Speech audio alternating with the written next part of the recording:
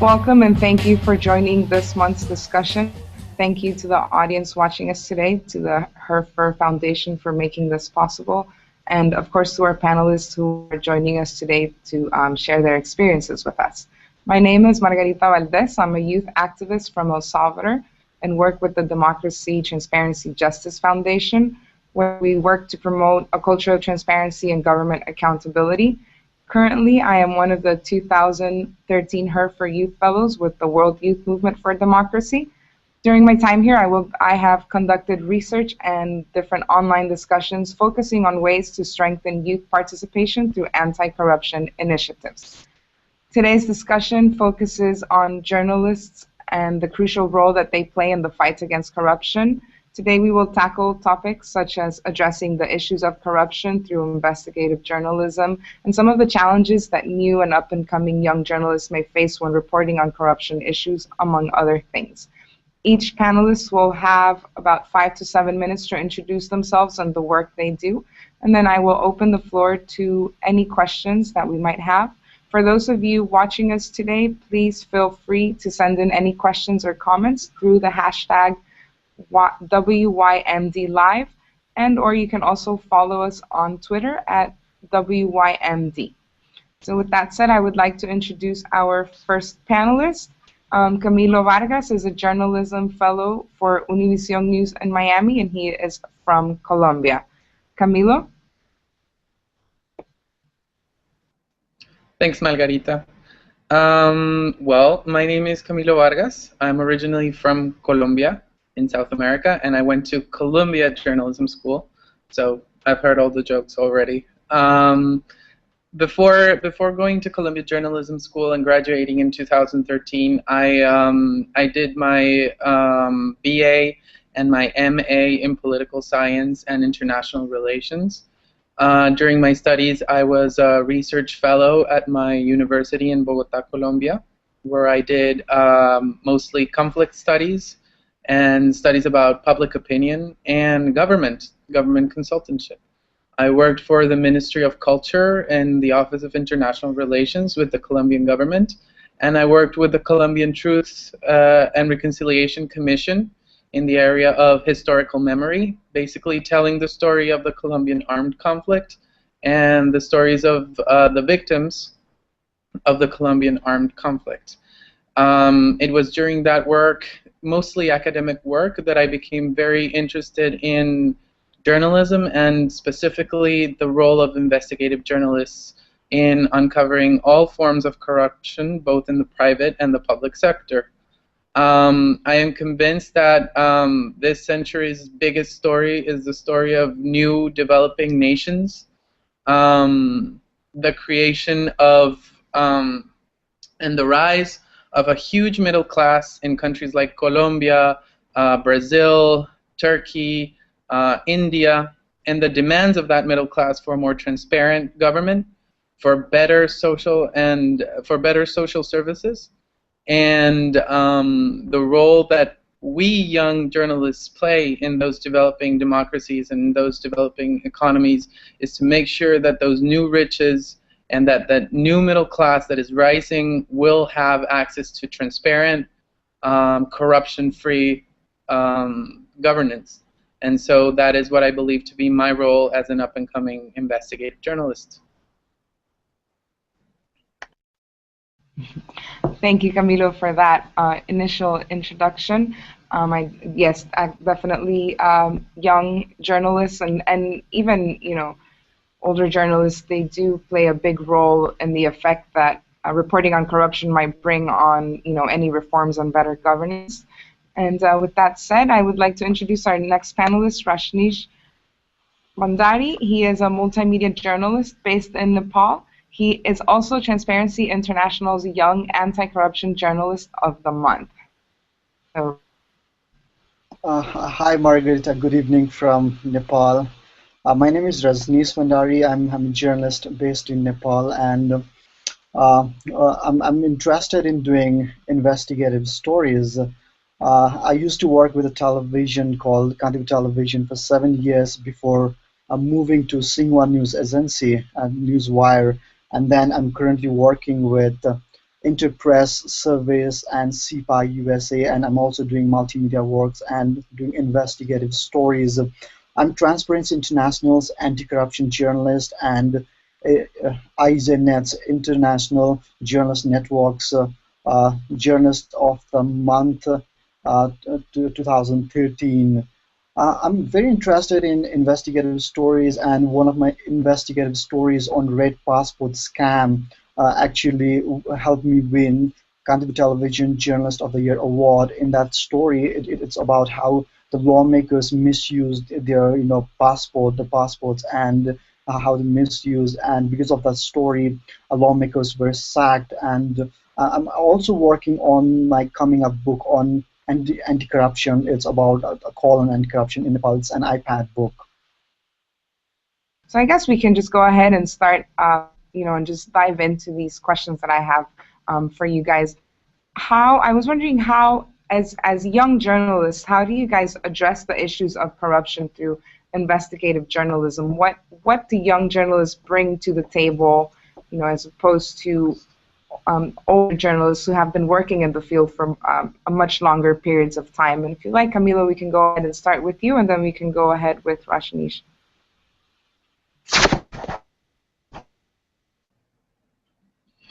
I feel that as young journalists, we have to build on the traditions of investigative journalists that came before us, or that are currently our mentors and teachers. Certainly that is my case as an investigative reporter and fellow at Univision, Univision News in Miami. As you all know, or as you may not know, Univision is the biggest Spanish language network in the United States. It covers mostly Hispanic issues, immigration, and Latin America for a Spanish-speaking American audience. It has a strong investigative team led by renowned journalist Gerardo Reyes, who's a Pulitzer-winning author, and then investigative journalism producer for the network. And I feel like we young journalists are at a point of transition between the old age of investigative journalism and a new age where data and social media and networking and crowdsourcing information are new tools that are available to us.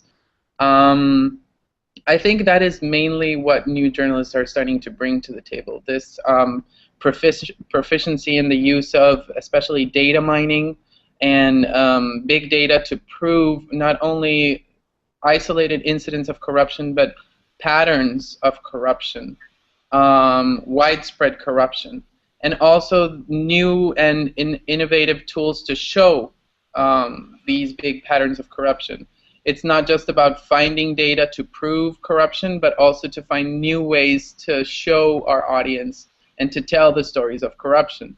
So I'm thinking about Pulitzer Prize-winning stories that usually involve interactive graphics to show money waste, mapping incidents of corruption, mapping incidents of violence against, I'm thinking about violence against journalists in Mexico, for example. These are the new things that we're bringing as investigative journalists to the table. These are the new tools that we're learning, and certainly as we learn and master these new tools, we also have to, keep in mind the old traditional standards, standards of proof that we learn from traditional investigative journalists. How to go about conducting investigative interviews, for example, and challenging both sources and government officials and people who were investigating, how to go about doing that. It's not just about mining information and building all the fancy new things that we're learning how to do, but also how to tell interesting and compelling stories. For us journalists coming from developing countries, where corruption is so widespread and such a part of people's day-to-day lives, one of our biggest challenges is how do we tell these stories in a compelling way? How do we make people in our countries feel like corruption is not something that they have to get used to, like it's not the new normal for them, even though it's always been that way? So I think that is certainly one of our biggest challenges, and that's something that I believe we're learning how to do little by little. Thank you, Camilo. Definitely, I do think that one of the biggest challenges that young journalists have today is how do you strike a chord among your readers, and how do you take advantage of tools and all these new media technologies to bring about these compelling stories. Just before we move on to Rajneesh, I would like to point out that our fourth panelist has also joined the call, Bunmi Oloruntoba. He works for All Africa Global Media. Bunmi, just real quick, if you would like to go ahead and introduce yourselves to our viewers, and then we can go ahead and continue with the call.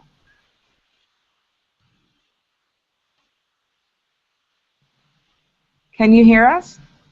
I can hear you. Can you hear me now? Yes, excellent. Hi, sorry I'm late.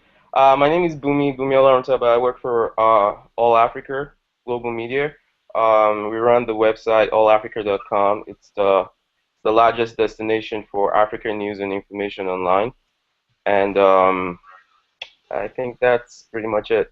Bunmi, thank you for that introduction of yourself. I was explaining to you that we're talking about what young journalists bring to investigative journalism and the use of new media technologies, or these new tools that are available for journalists now. And so we'll go ahead with Rajneesh and his insights, and then you can go ahead and provide us your insights as well.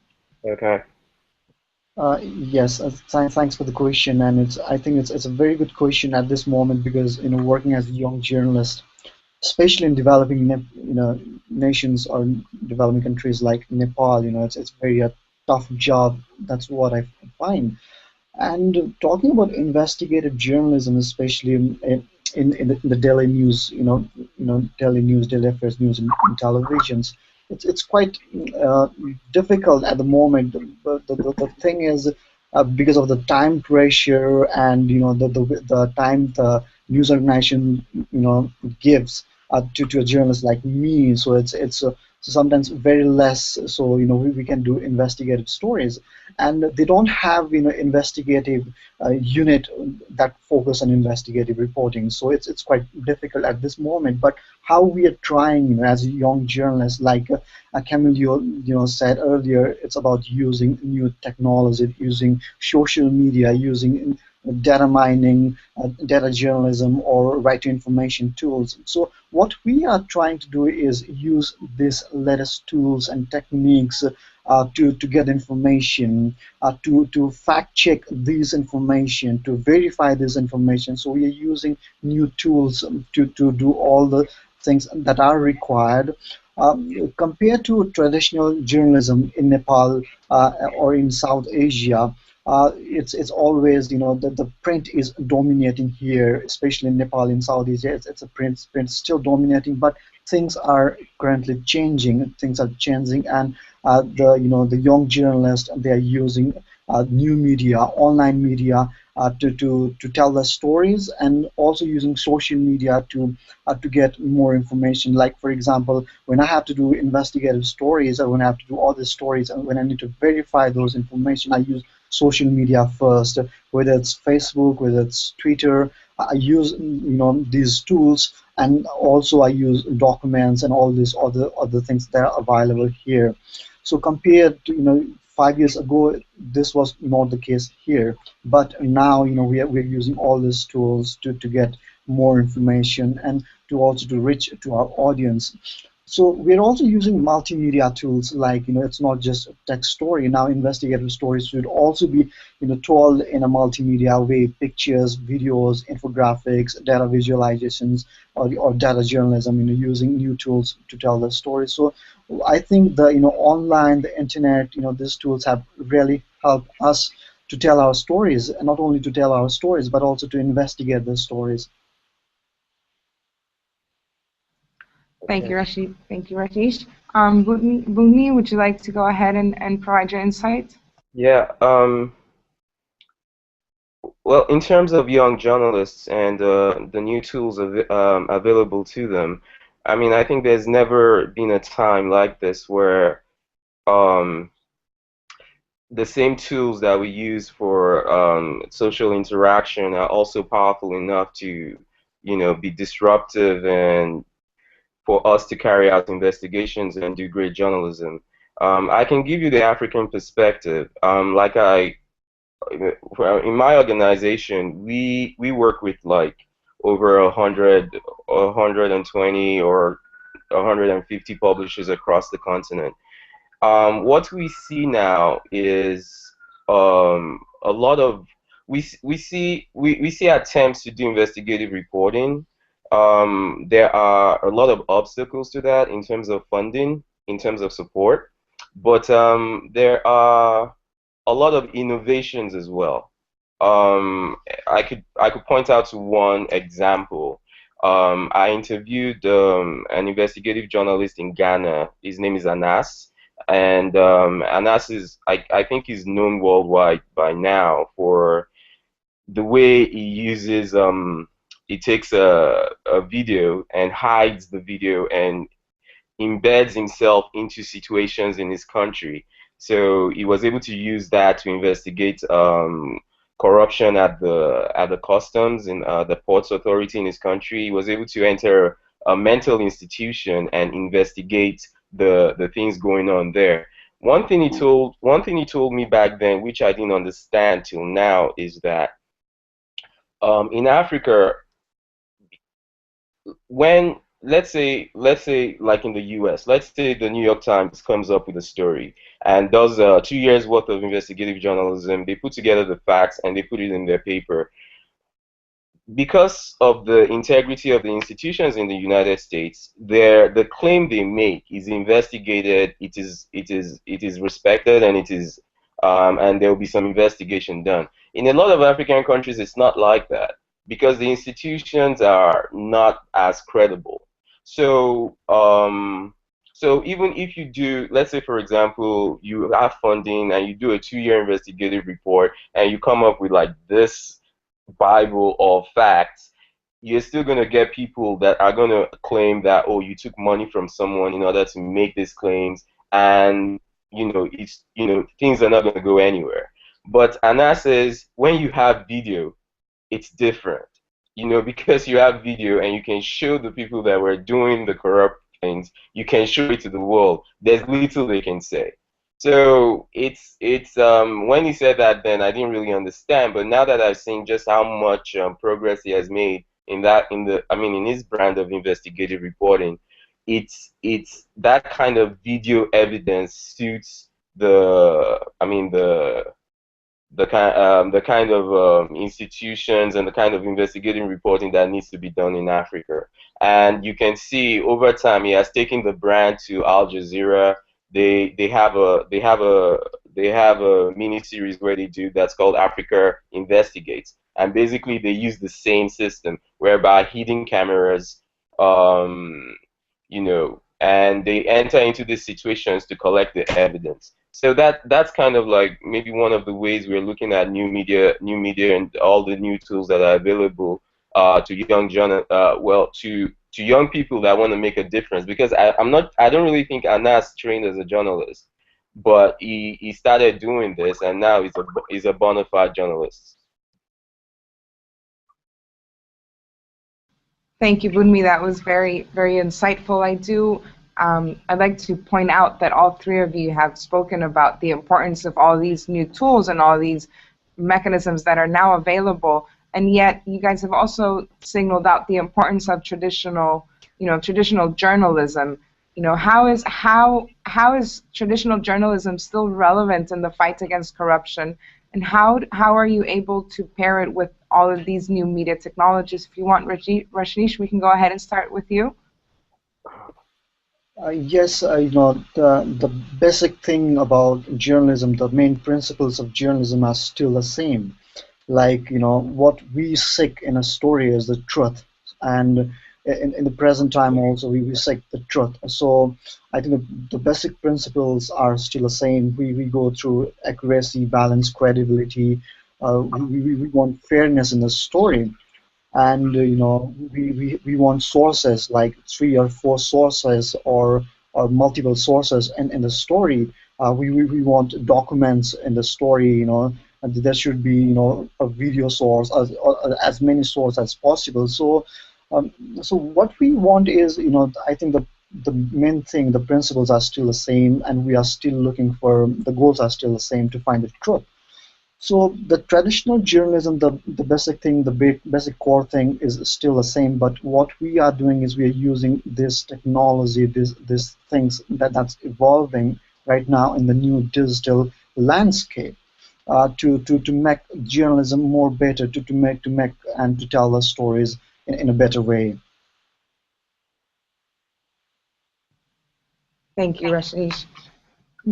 Bunmi, for in El Salvador, the people who have access to online journalism or media technologies or technology, the computers and the internet, is only about 10% of the population. So traditional media, print media, is still very important for us when it comes to reporting on corruption incidents in the country. And so, how do you feel this is for Africa as well? Because I know the use of internet in not all parts of Africa may be as high as people would like, to be able to access online journalism. So how does this fall into place, the importance of traditional print media combined with the use of online journalism in Africa? Yeah, that's a great question. The print still rules. Actually, I was having that conversation with someone the other day, and we were trying to like see what the lifespan of newspapers and print is, in, let's say, in a country like Nigeria or in other parts of Africa. And definitely we still see, I mean, 25, 30 years, before everything turns into tablets.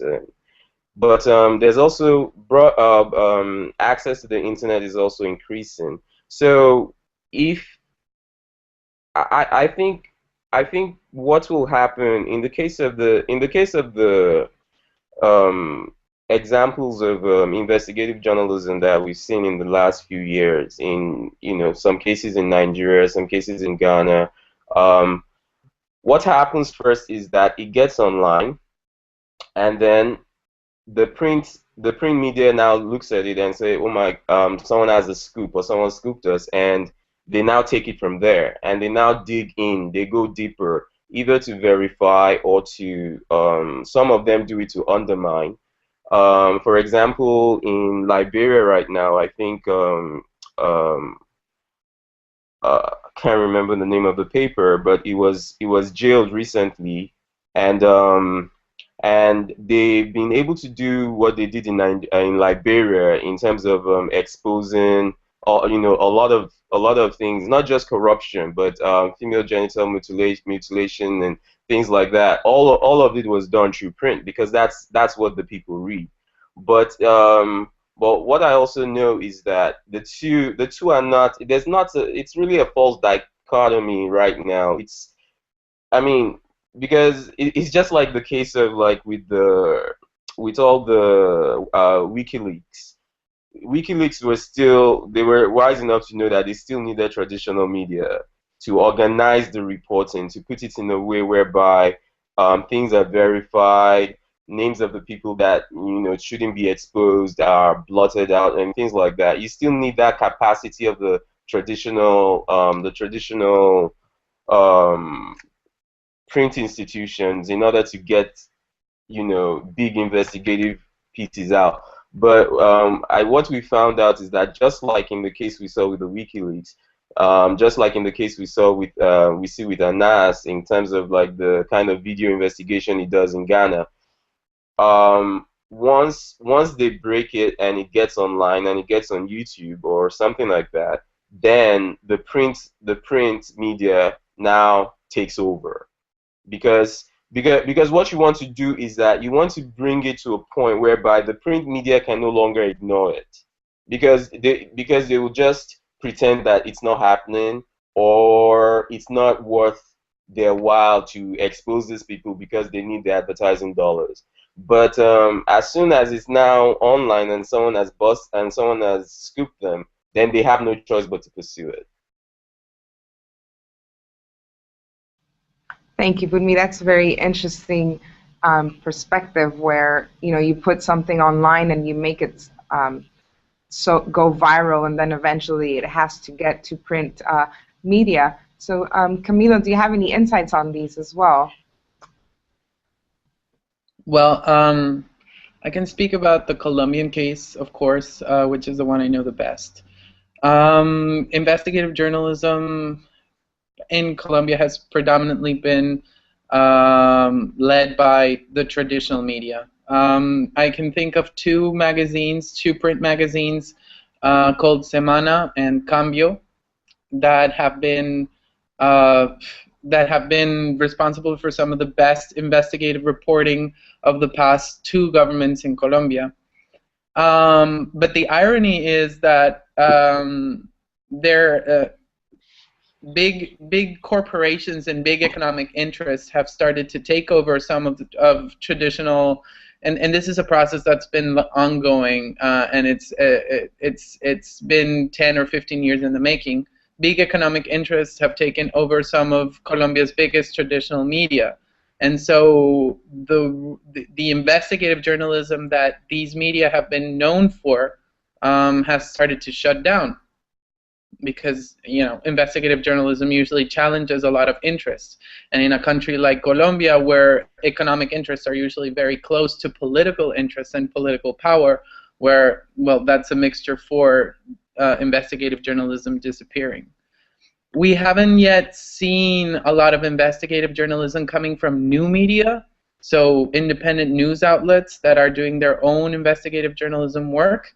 But I am hoping that as digital and new websites like La Silla Vacía, for example, where I interned for a couple of months, as these digital organizations become stronger and more consolidated in the public's mind, and like the previous panelist said, that usually happens when the digital news outlet produces or breaks a story, and then traditional media start taking it up and start airing it because it's impossible to ignore. Then probably investigative journalists and investigative journalism will start to be mostly a digital thing. But for the moment, we're still in that strange transition period where it's mostly traditional media that have done investigative journalism. It's mostly these traditional organizations that have the power or the muscle to do these investigations. And now what we're hoping is to see these new digital platforms take over. Because these digital platforms, whatever flaws that they have, are independent from economic and political powers that usually own traditional media.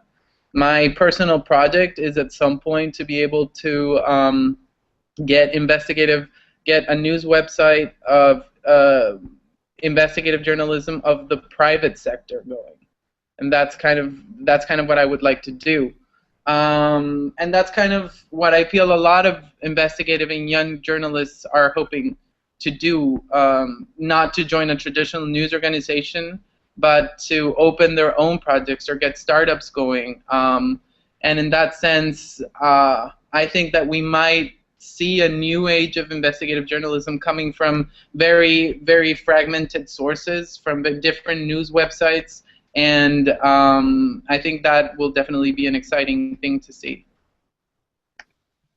No, I agree with you. I definitely do think that eventually there will be a shift from traditional media to, you know, these new waves of journalism, online journalism, as all these things are starting to catch up and starting to move forward, especially in developing countries where slowly but surely more people are having more access to internet and new media technologies, and are also more willing to be a part of more independent movements or reporting, you know, from means more independently than maybe traditional medias that have, you know, certain political interests. Like you say, I do agree with that a lot. And we do have a question from the audience, and it says, you know, does investigative journalism really work in the fight against corruption? Is it more effective than being part of civil society group efforts or campaigns against corruption? I don't know, Camilo, if you would like to go ahead and start with that, and then we can move along to the other panelists. Yeah, in my previous intervention, I talked about how some of Colombia's traditional magazines had broken some of the biggest corruption scandals, at least in the last government. Now, to give you a little bit of context, the previous Colombian government was led by Álvaro Uribe. He was a right-leaning politician and president for 8 years in Colombia. He strengthened a lot of Colombia has an ongoing conflict with armed rebels, and this was a hardline president who was very popular because his security policies were associated to an improvement in Colombia's way of life. So he was a very popular president. But at the same time, there were these news outlets that were breaking stories about how the military had gone and targeted Colombian civilians and presented them as war casualties when they were actually civilians who had been targeted by the army. These investigative projects also led to the discovery of like huge scams to give big landowners in Colombia more access and more subsidies for their agricultural work. It was basically, these were stories that were showing the Colombian public that a very popular government was also responsible or politically responsible for huge corruption scandals, traditional forms of corruption, officials appropriating public funds even as the government was very popular. So the power of a story that's broken at the right time and a story that is well told is incredible. It galvanizes the public. It shows this urban middle class that's starting to rise in many of our countries. You know that that corruption doesn't have to be something that we have to tolerate. That even the most popular governments have to be held accountable. And it is, you know, in Latin America, probably one of our biggest problems is that we have very popular presidents, very popular governments. We have both to the left and to the right of the political spectrum, but not enough of this sort of mindful accountability of these governments. And that is the role of journalists in these times. We have to keep mistrusting power, no matter how popular or how amazing or how well accepted these governments are. It is our role as journalists to always be mistrustful of government. And our best tool is our power to tell a compelling story and to get powerful reactions from people. So I think, to sum up, the work of civil society groups is important in organizing the reaction against corruption.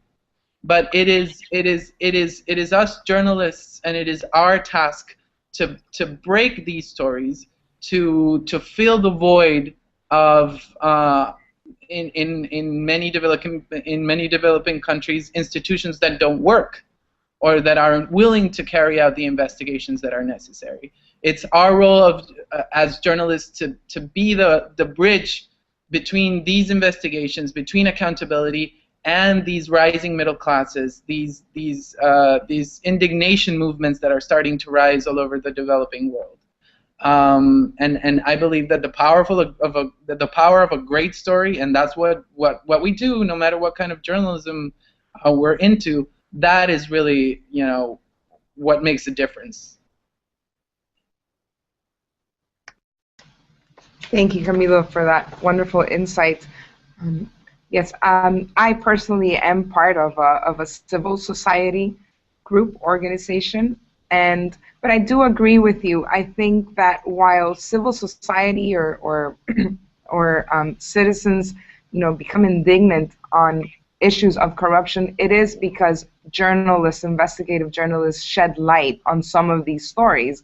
And if it weren't for these compelling stories being told around the world, you know, we wouldn't have a reason to be, you know, to be so willing to organize ourselves and to do something about the problems. It is very important on the way how journalists report on corruption and how you guys are able to touch, you know, a citizen's heart and soul for them to say, well, now I want to do something about this problem.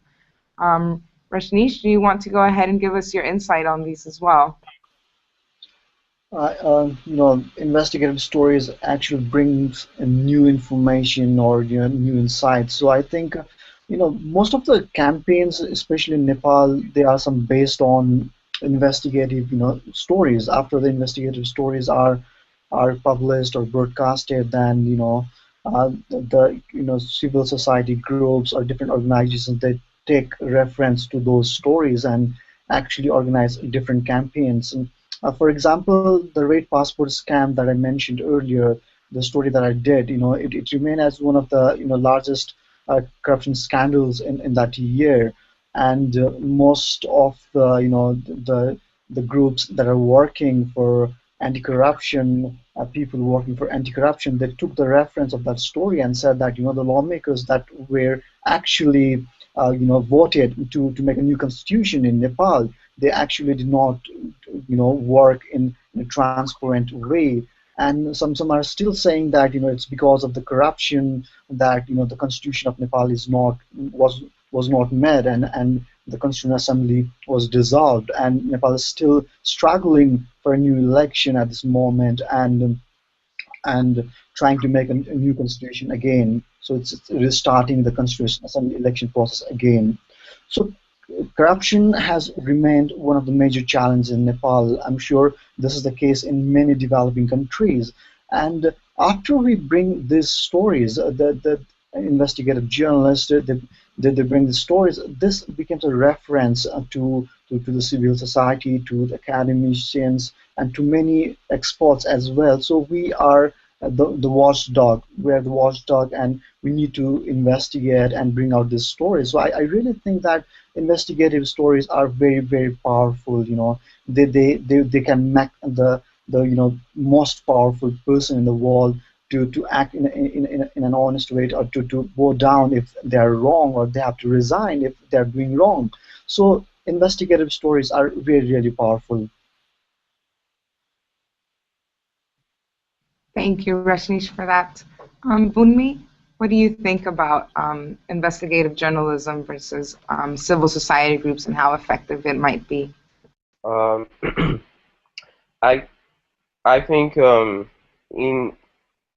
in Africa there's a pattern about what happens. I mean, first there comes a great upstart like what I mentioned in Liberia. I think the newspaper I just checked, the name is Front Page Africa, and we also had an example of Front Page Africa in Nigeria called Next Newspapers, and they were kind of pioneers in the digital as well, and they broke stories, they disrupted a lot of things. But the pattern, what happens afterwards is that the money interests will find a way to either either get either block the advertising or make a legal claim in court and sue them, and the legal expenses and all that eventually wipes them out.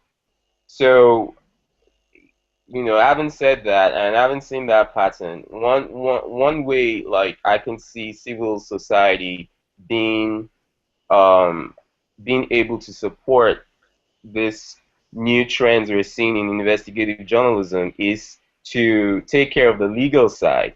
I mean, because if like there are civil society, civil organizations or NGOs that actually have maybe the best defense lawyers, and those are like made available to like journalists that are doing investigative pieces, it makes it harder for those governments to come after them, or to like try and just bully them, which is usually what happens in most of these cases.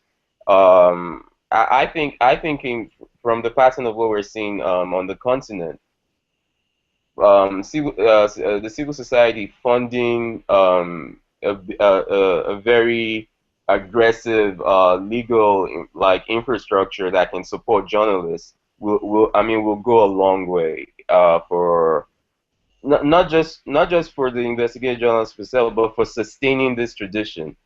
because I can tell you right now, after Next newspapers went under, it would take at least 10, 12 years to see another newspaper try to do what Next newspaper did. Um, because because they're scared. They're scared that, like, if they expose this, this and this person will come after them. But if they know that they have the backing of, like, a formidable, legal structure, then that would be a whole different scenario there.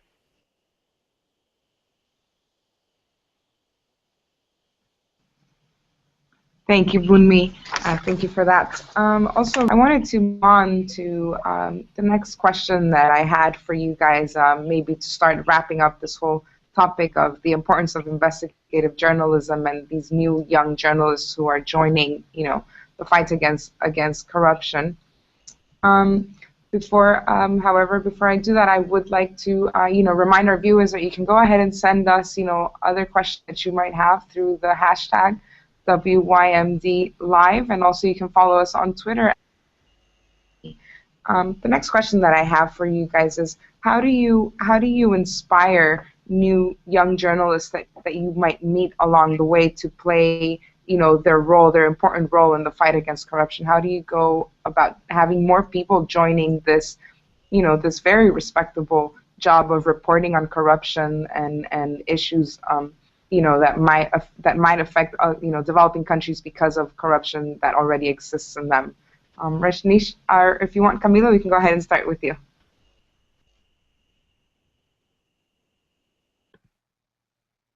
I just want to build a little bit on what Bunmi said before, because I think this is a fundamental thing. It's very rare, and I think I wrote it on the side chat. It's very rare that big news organizations, big, powerful, muscle news organizations nowadays have an investigative unit. That old age of powerful traditional organizations like the New York Times or the Washington Post, or in my case, Univision, sponsoring investigative journalists, and the role of investigative journalism is disappearing from newsrooms everywhere. As we are shifting towards digital. We don't have a business model yet. Everything is changing very quickly, and investigative journalism is usually one of the first things to go. So how do you inspire and how do you help investigative journalists? And I want to build on what Bunmi said. We need legal protection.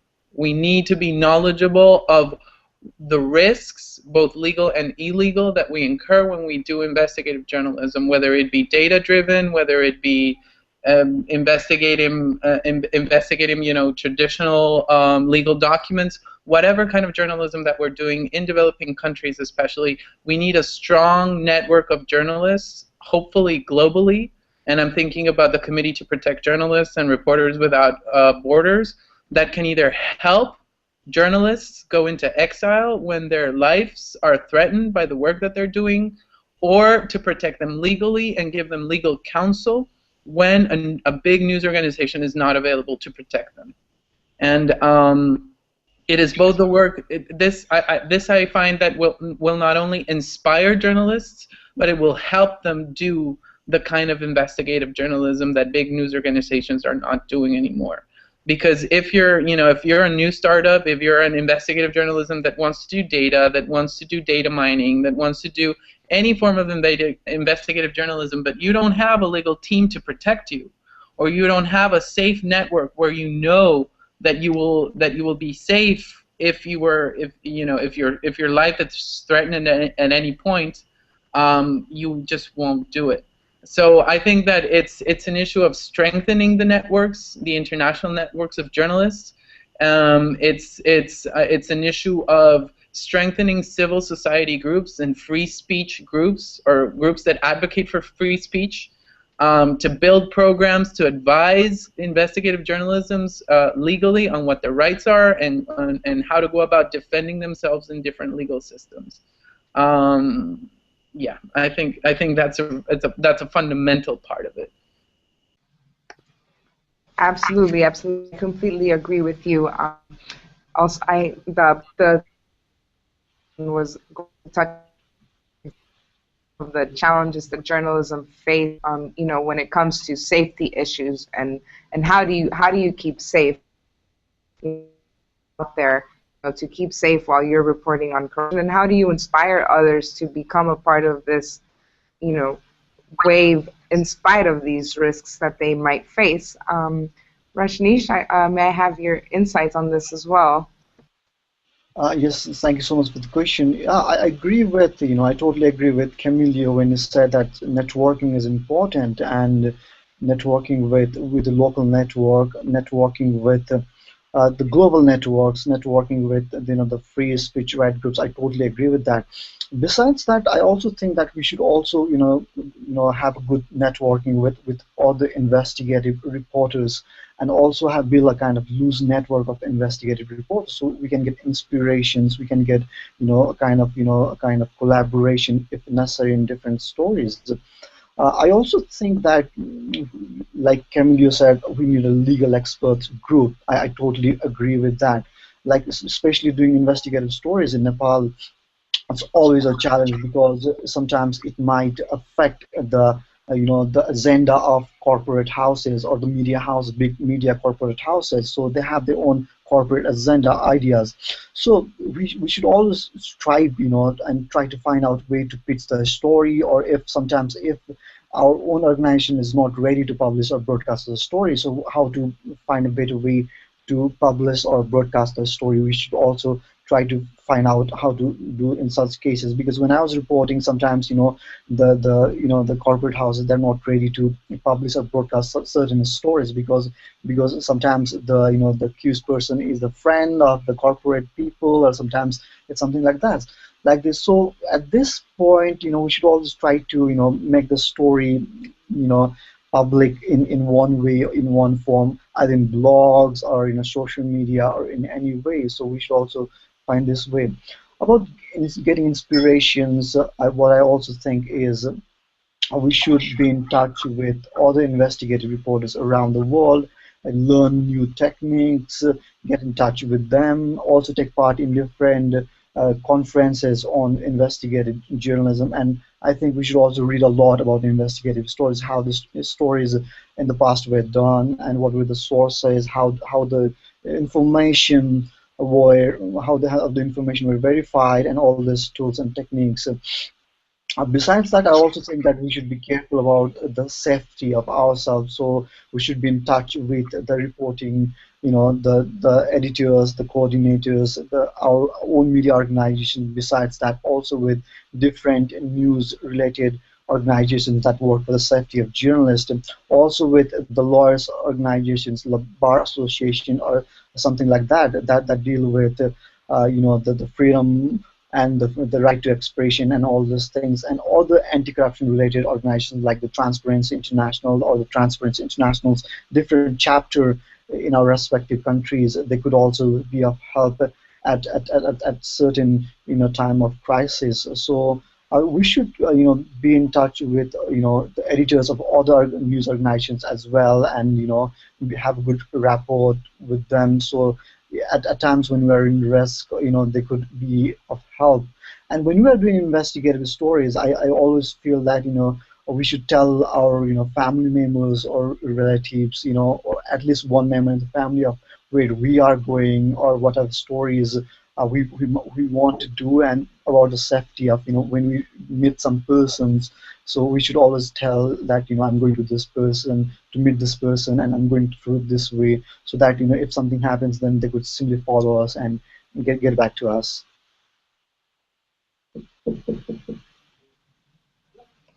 Yes, thank you, Rajneesh. Absolutely, completely agree with you. That is the case in Mexico, where a lot of investigative journalism has to do with the drug war and drug trafficking.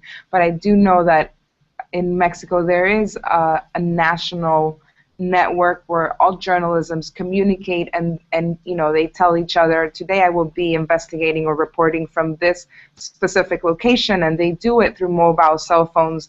And after 24 hours, if they haven't reported themselves, then people at least know where they last were seen or where they were last going. And I think these are are very effective mechanisms, to stay safe and also to create awareness of the dangers, that one might face when reporting on corruption.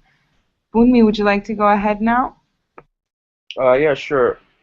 I think the question had to do with inspiring a new generation of investigative journalists, and I would look at, I mean, the generation of investigative journalists that came before, and I'm sure, like in the American sense of it, at least from an American perspective, a lot of them will probably say like, oh, we saw all the president's men, or we followed Bob Woodward, and or we watched the movie, because there's no way you see that and you dream of like reporting on a story that can actually like bring down a corrupt government. I think the same. I think today with new media, we're seeing the same in different ways. We see citizen reporting in Nigeria, like for example, our Sahara Reporters is huge, and a lot of Nigerians are a lot of Nigerians see this as a way to have a voice.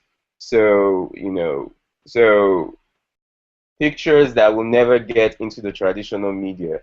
People don't even think about sending them to the traditional media. They send them to Sahara Reporters.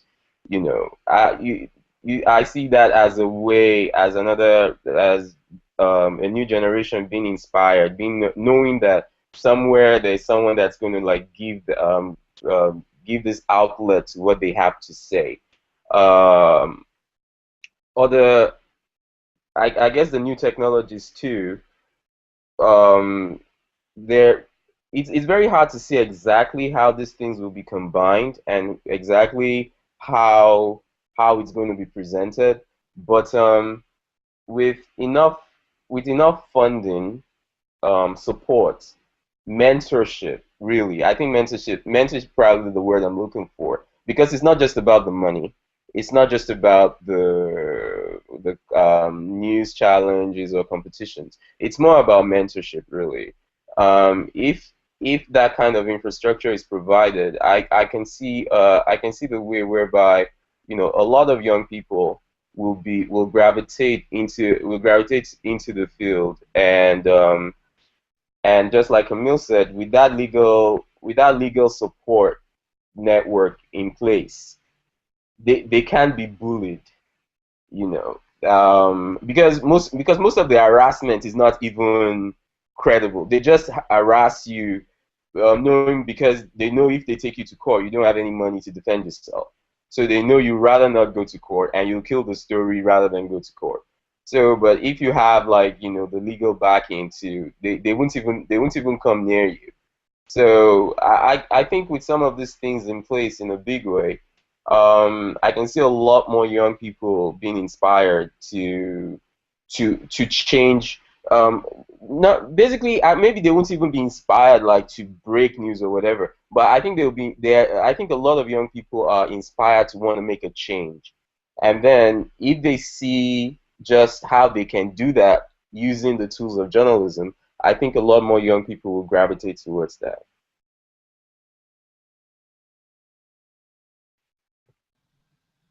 Thank you, Bunmi. Well, let's see. We have a couple of minutes before we have to go ahead and end this wonderful conversation that we've been having. So I would like to give you guys a couple of minutes to say some final thoughts or final words that you might like to share with our viewers today. If you want, Rajneesh, we can go ahead and start with you. Yes, as young journalists working in developing nations, I always feel that being a journalist is a different, being in a different profession. The public responsibility, and it's much higher than in any profession.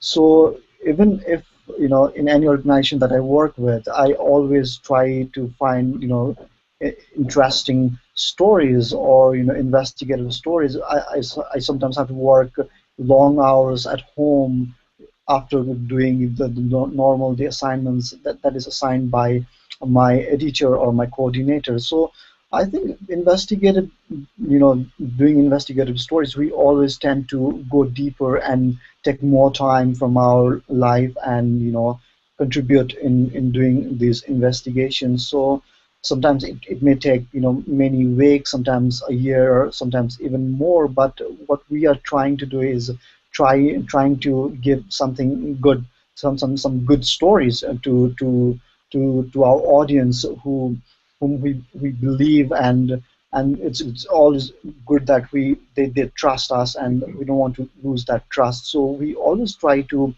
do something interesting, like the red passport scam I mentioned earlier. So it was not that easy to do such stories out here, but what we do is we try to give something good, some good stories.